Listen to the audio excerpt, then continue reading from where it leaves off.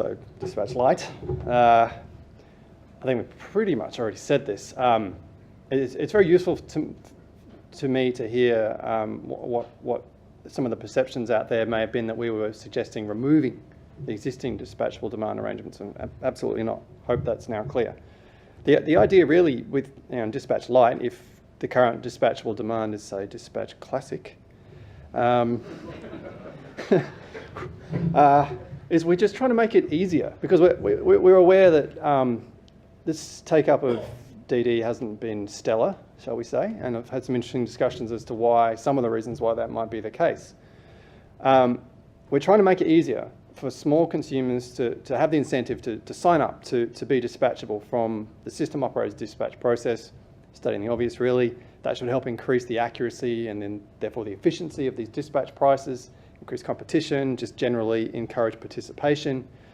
So the idea here is that dispatch lite is an alternative that we think should be easier to use than the full dispatchable demand product, which will not be removed.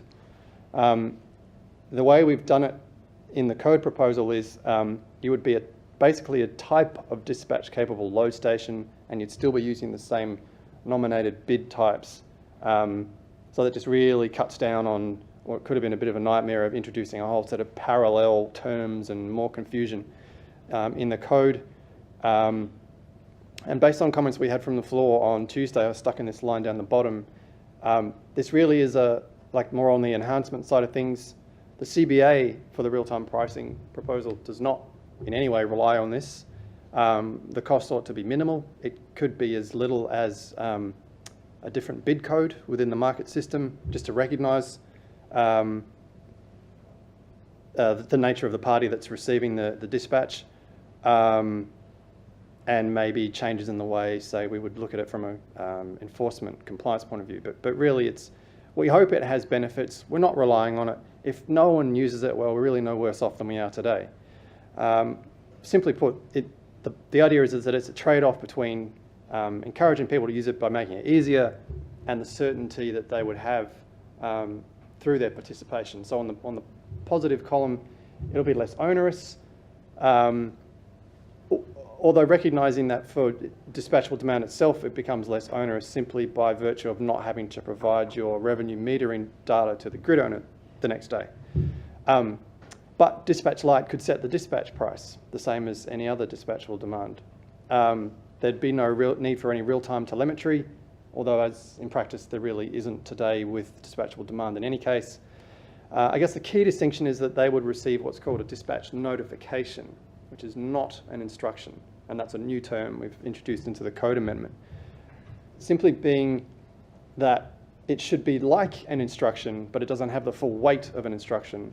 So you're not breaching the code, or you're not breaching your obligations if you don't comply, but you would have to notify the system operator immediately if you're not going to comply. And we've put in a couple of alternatives of the way that would work. I think probably we're leaning towards using rebidding, which I'll mention in a second. The trade-offs or the consequences that what you're not getting is because of this, because you might not comply and you wouldn't be sort of breaching your obligations if you don't, you're not eligible for constrained on or off payments. You would still have more certainty over the price outcomes, but you're not guaranteed to be made whole through those constrained on and off payments. Participation would be at the system operator's sole discretion. So we canvass maybe setting like a maximum megawatt limit, but decided not to do that. Perhaps that would be something that evolves over time, to see how we go. And importantly, if you made a habit of not complying with your dispatch notifications, then your participation would be revoked. And again, that'll be at the system operator's discretion. So it's not a free-for-all. It's not a way to get in there and do what you like with no consequences, but we just hope that it's going to be easier and therefore perhaps we'll get more take-up. And the ultimate efficiency gain is better revealing what people are willing to pay through their dispatchable bids. Has anyone got any questions?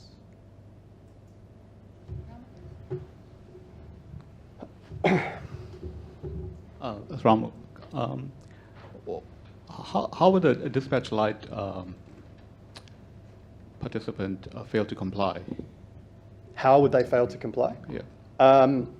if they received an instruction to say, go from 25 to 20, and they said, nah, I'm not going to. If they went from 25 to 23? They just didn't. They didn't do what they were asked. If they went from 25 to, say, 24? Okay, so yes, we would need to work through all of the details around tolerance ranges and so on. But the general gist is that if it's a dispatch instruction and you're told to go from 25 to 20, and you say no, within the dispatch period, well, you're in breach. You're not complying with an instruction. Putting aside in reality, how that will be dealt with, the idea and the code says, the proposed code amendment says that you're not breaching the code. So you can choose not to comply with the instruction. You just have to say so that the system operator now has updated information about how the load that you represent is behaving. Okay. Because by definition, the compliance regime would be lighter than. That's right. So.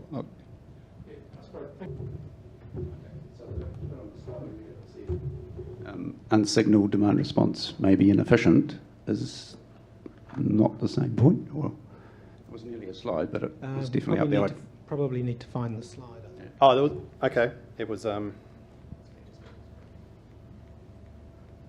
Murray's point there. I mean, it's certainly true that the best case outcome is where everyone bids explicitly and with great accuracy. But if people simply respond to a price, like say me as on a certain retailer with a spot price plan, that's demand response. That's an efficient reaction to a price signal. I haven't signaled it. I'm just saying, oh, that's too rich for me. I'm going to turn off now. So it's a range of benefits or a range of mechanisms that people can use to respond are captured by that in the CBA.